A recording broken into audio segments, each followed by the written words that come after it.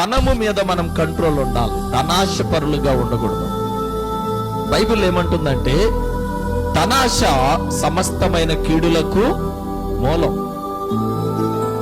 ఒక్కటే ముఖ్యమైనది చెప్తానండి డబ్బు విషయంలో. ధన సంబంధమైన ఆశ, ధన సంబంధమైన కోరిక, ధనపరమైనటువంటి పరుగు మొట్టమొదట నిన్ను దేవునికి దూరం చేస్తాను. హల్లెలూయా. ఈ డబ్బు కోసం మనం ఏం చేస్తున్నాం అంటే ఎవరికి దూరం అవుతున్నాం? దేవునికి దూరం అయిపోతున్నాం. దాని పరమైనటువంటి పరుగు నువ్వు పరిగెట్టడం వల్ల ఎన్నో నష్టాల్లో పడతావు, నువ్వు ఎన్నో సమస్యలు ఎదుర్కోవాల్సి వస్తుంది. హల్లెలూయా.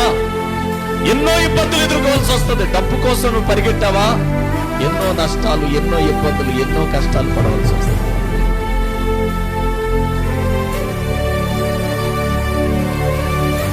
ఎందుకంటే మనం సంపదను చూసి ఆశపడుతున్నాం, ప్రలోభలకు ఆశపడుతున్నాం.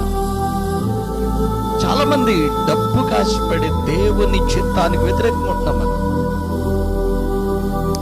అబ్రహాము గారు విశ్వాసులకు తండ్రి ఎందుకు అయ్యాడో తెలుసా?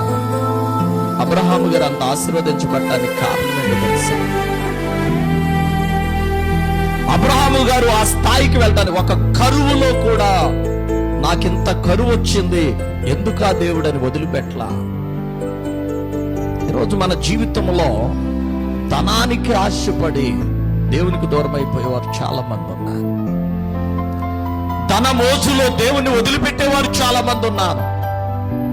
ధన సంపాదనలో పడి దేవునిని నిర్లక్ష్యం చేసేవారు చాలా మంది ఉన్నారు.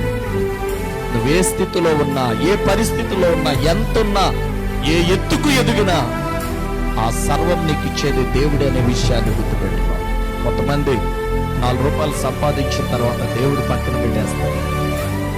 వాళ్ళ ఐశ్వర్యాన్ని, వాళ్ళ స్థితిని, వాళ్ళ స్థాయిని గుర్తు చేసుకుంటారు. నా స్థాయి ఏంటి, నా స్థితి ఏంటి, నా పరిస్థితి ఏంటి? ఏదేదో ఆశించాలని నువ్వు పరిగెడితే నీ పరిస్థితి ఏమవుతుంది?